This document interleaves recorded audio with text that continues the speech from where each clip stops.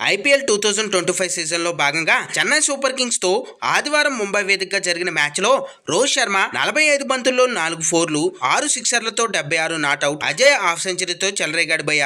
దాంతో ఈ మ్యాచ్లో ముంబై ఇండియన్స్ 9 వికెట్ల తేడాతో సిఎస్కేను చిత్తు చేసిందని చెప్పాలి. సో ఈ మ్యాచ్లో ముందుగా బ్యాటింగ్ చేసిన సిఎస్కే నిర్ణీత 20 ఓవర్లో 5 వికెట్లకు 176 పరుగులు చేసింది. రవీంద్ర జడేజా 35 బంతుల్లో 4 ఫోర్లు 2 సిక్సర్లతో 53 నాట్అవుట్. శివం దుబే 32 బంతుల్లో 2 ఫోర్లు 4 సిక్సర్లతో 50 పరుగులు చేసి హాఫ్ సెంచరీతో రాణించాడు.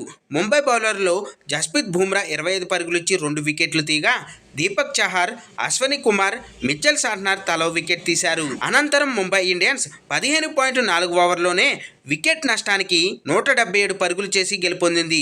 రోహిత్ శర్మ 45 బంతుల్లో 4 ఫోర్లు 6 సిక్సర్లతో 76 నాట్అవుట్.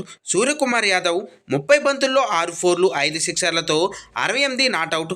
అజయ్ హాఫ్ సెంచరీలతో సత్తా చాటారు. ఇక సిఎస్కే బౌలర్లో రవీంద్ర జడేజా ఒక్కడే 1 వికెట్ తీశాడు. ఈ మ్యాచ్ అనంతరం తమ విజయంపై స్పందించిన హార్దిక్ పాండ్యా ఆసక్తికర వ్యాఖ్యలు చేశాడు భయ్య. రోహిత్ శర్మ ఫామ్ లోకి వస్తే ప్రత్యర్థులకు దబిడి దిబిడేనని చెప్పాడు. మేం ఆడుతున్న విధానం ఇది.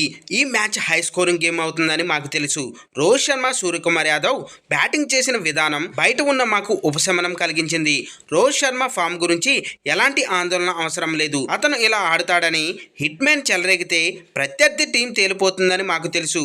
అతనికి సూర్యకుమార్ యాదవ్ అండగా నిలిచాడు.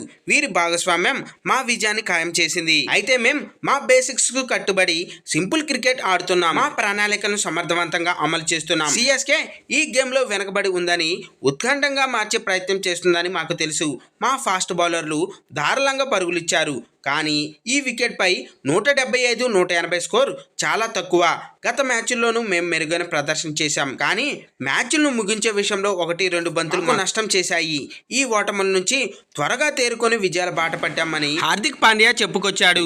వరుసగా 3 విజయాలు సాధించిన Mumbai Indians playoffs race లో దూసుకువచ్చింది. చివరి 6 మ్యాచ్ల్లో 4 గెలిస్తే ముంబై ప్లే ఆఫ్స్ బెర్త్ ఖాయం కానుంది. ఫ్రెండ్స్, దీనిపై మీ అభిప్రాయాలు కింద కామెంట్స్ రూపంలో తెలియజేయండి. ఇలాంటి మోర్ క్రికెట్ ఇన్ఫర్మేషన్ వీడియోస్ కోసం మన ఛానల్ని సబ్స్క్రైబ్ చేసుకోండి.